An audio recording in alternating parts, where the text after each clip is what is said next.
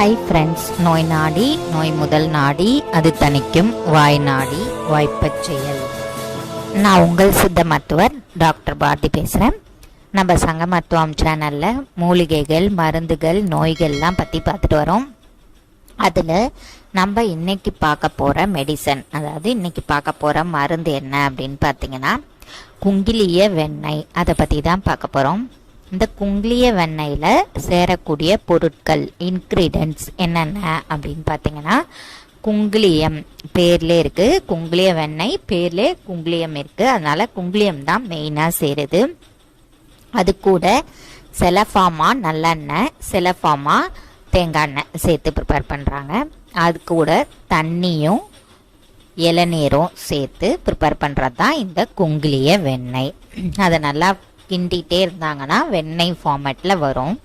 சுத்திகரிக்கப்பட்ட குங்கிலியம், அதுவும் வெள்ளை குங்கிலியம் தான் எடுத்துக்கணும்.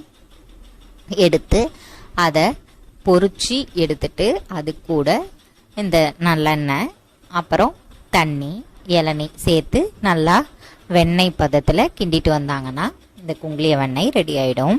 இது உள்ளுக்கும் சாப்பிடலாம், வெளிப்பிரயோகமாகவும் யூஸ் பண்ணலாம். உள்ளுக்கு சாப்பிட்றது மருத்துவர் ஆலோசனையோடு சாப்பிட்றது தான் நல்லது. வெளிப்பிரயோகமாக யூஸ் பண்ணிக்கலாம்.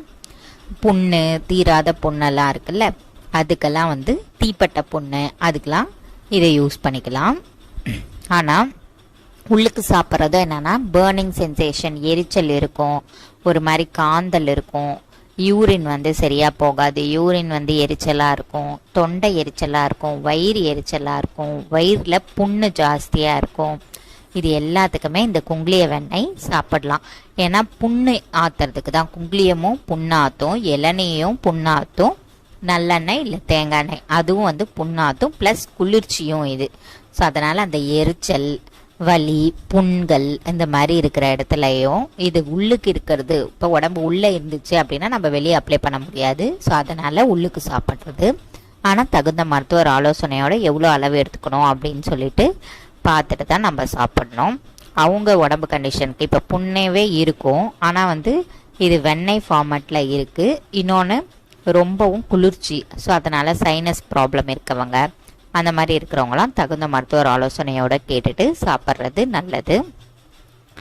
இதை எவ்வளோ அளவுக்கு எடுத்துக்கலாம் அப்படின்னா 1 கிராம் அளவுக்கு எடுத்துக்கலாம். அப்படியே எடுத்து சாப்பிட்ற மாதிரி தான் இருக்கும்.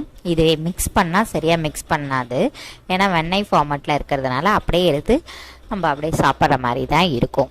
வெளியில் அப்ளை பண்ணுறது தேங்காய் எண்ணெயில் குழச்சி அப்ளை பண்ணிக்கலாம், இல்லை அப்படியேவும் அப்ளை பண்ணிக்கலாம். ஆனால் முக்கியமாக என்னென்னா இது மோஸ்ட்டாக குளிர்ச்சின்றதுனால இந்த தொண்டை வலி, புண்ணுக்கு, வயிறு எரிச்சல், கை கால் எரிச்சல், கை கால் காந்தல், அது எல்லாத்துக்குமே அப்ளை பண்ணலாம்.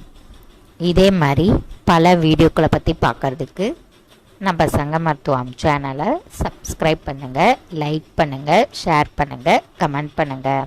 பெல் பட்டனையும் கிளிக் பண்ணிட்டீங்கன்னா உங்களுக்கு நோட்டிஃபிகேஷன் வந்துடும். நம்ம போடுற வீடியோக்களை நீங்கள் பார்த்து தெரிஞ்சுக்கலாம். தேங்க்யூ.